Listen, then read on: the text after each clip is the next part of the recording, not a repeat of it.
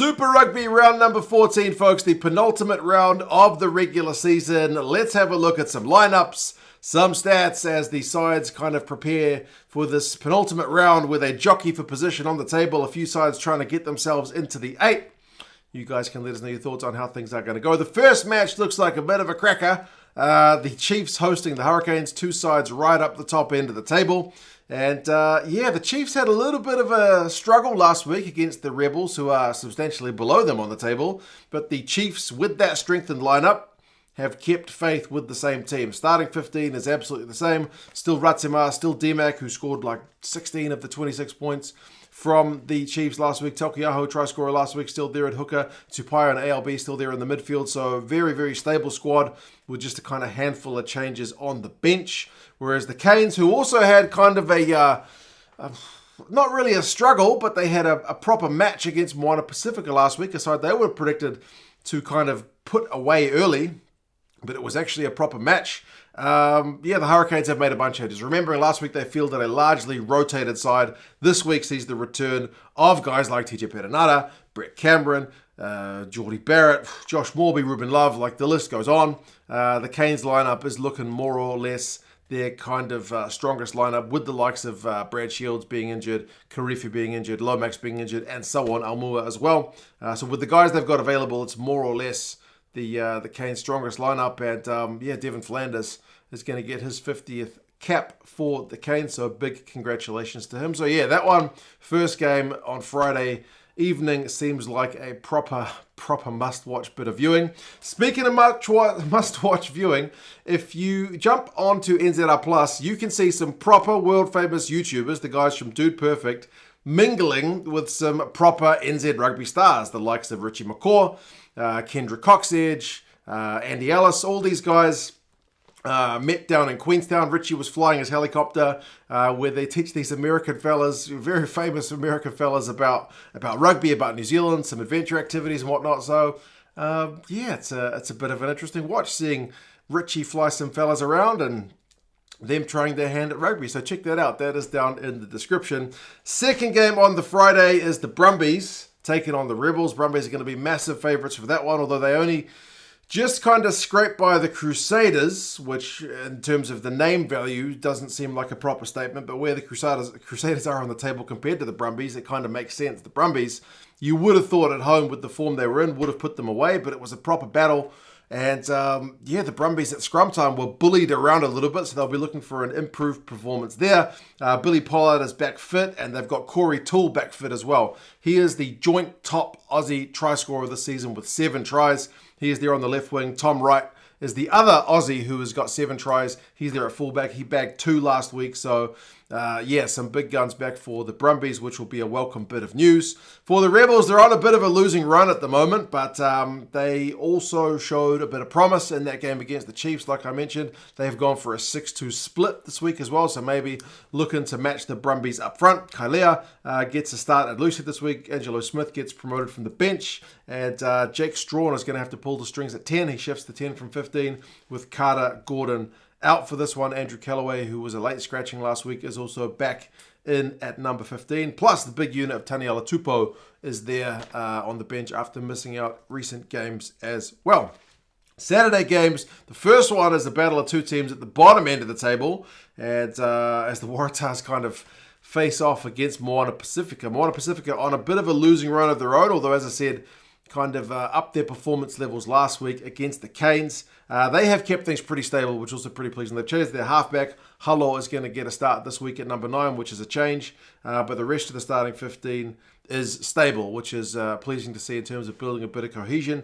That man, Lotu Inisi at number 8, will be looking for a bit of support, man. I think he had 66 run meters last week, which is about as many as the entire Moana Pacifica forward back combined managed. So, he's their lead ball carrier, but he'll need a bit of support against the Tars. They've also got a few changes on the bench. For the Waratahs, they've just announced that Darren Coleman, their head coach, won't be returning for the 2025 season, so they'll be looking to go out on a high. but they have also had a horrendous run of injuries with more props being out. They've just brought in Pierretto on a loan, and he's only played one game for them, and he's now out injured. So they've got Harry Lloyd making his TARS debut. He hasn't played Super Rugby in a number of years, former Western Force man, I think most recently a few years ago.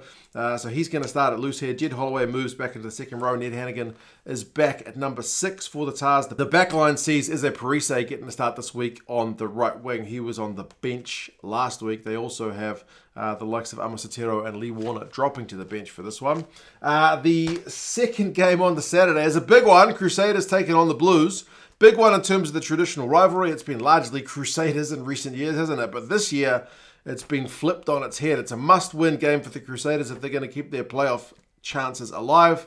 But the Crusaders are facing the number 1 side in the Blues. So it's going to be a fascinating one to see which side handles the pressure better in this one. Still no Scotty Barrett for the Crusaders, which is unfortunate, but they have got Ethan Blackadder back at number 7, which is a bit of good news. Cody Taylor's going to captain the side from the front row, and Levi Almoa, after missing out for a couple of weeks, he is back at number 13. Tamaiti Williams and Dallas McLeod, a couple of All Blacks to add to some depth on the bench as well. The Blues are going to be without a few of their All Blacks in terms of Clark and Papali'i, who are managing their workloads, but they have got a few guys back. Patrick Tuipulotu is back captaining the side from the second row. Rico Ioane is back in the midfield, and Mark Talia back on the right wing, plus Stephen Perifeta, who was another one of those guys named initially last week on the bench, ended up not playing with injury. He is named at 15 for this one for the Blues, which sees Cole Forbes, who's been in pretty good form, but keeps getting dropped when other guys come back from injury. Last time it was Zahn Sullivan. This time it's Stephen Perifeta. Cole Forbes is dropped to the bench for this one, so we'll see what kind of minutes he gets. But yeah, big game in that one, with the Blues trying to stay number 1 and the Crusaders trying to stay alive. Penultimate game sees the Reds taking on the Force. Force haven't travelled that well. Reds' form has been mixed, to put it mildly. The Reds coming back from Fiji. They've got a new front row. They've got Hodgman in. They've got Fassler in. And Tumunga Allen is going to come up from the bench for this one. Plus, CHIvHUR is going to get a start, having been on the bench over in Fiji. But also good news with Josh Fluke, who missed out on a bit of game time. He's back at 13. And Tom Liner swaps that number 10 jersey, which has been a bit of a revolving door, as planned by Les Kiss, the Reds coach. He said they wanted to kind of not overwork any of their 10s. So it's Tom Liner's chance to get a crack to pull the strings this week at number 10. Now for the Force, they have been not the best travellers, as I mentioned, but they've been able to keep their lineup pretty stable. Same forward pack as the side that beat the Waratahs last week, and they were pretty impressive up front, especially dominating a kind of weakened TARS front row at scrum time. Nick White and Ben Donaldson have also been in cracking form. Donaldson certainly putting his hand up for Coach Joe Schmidt, potentially at Wallabies level. And then one guy who comes into the side is one of the under-20s boys in Ronan Leahy. He's going to be on the left wing, played in the recent under-20s championship in the midfield for the Australian under-20 side. So we'll see kind of what impact he can have here at Super Rugby level. And then Kurtley Beale, who's been a bit of a revelation since signing for the Force. He continues on at fullback. On the bench, there is one change with Chase Tia dropping to the Pine for this one. And the final game of the round sees the Highlanders taking on the Drua. The Highlanders need to win at home for sure, and the Drua will have to prove they can do something on the road, despite the fact that it's about 20 degrees colder down in Dunedin than it is in Fiji right now. For the Highlanders, Billy Harmon being back is a bit of good news. He's going to co-captain the side alongside De Groot from number 8. They've also got no Cam Miller for this one, so Falagaga is going to have to fill in at number 10. Remember, no Patchell as well. He's also out injured. And Jonah Nareki is back for the Landers on the left wing. For the Drua guys, as I mentioned, the weather conditions will be tough, but they've been able to keep the squad very stable, which is a bit of good news. The only change to the starting 15 being Kimi Valetini,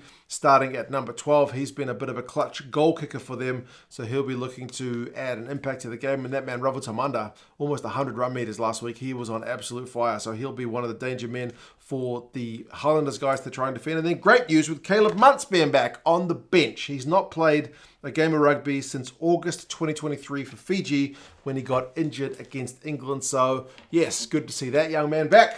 You guys let us know your thoughts, and remember, check out Dude Perfect, meeting some All Blacks, NZR Plus, down in the description.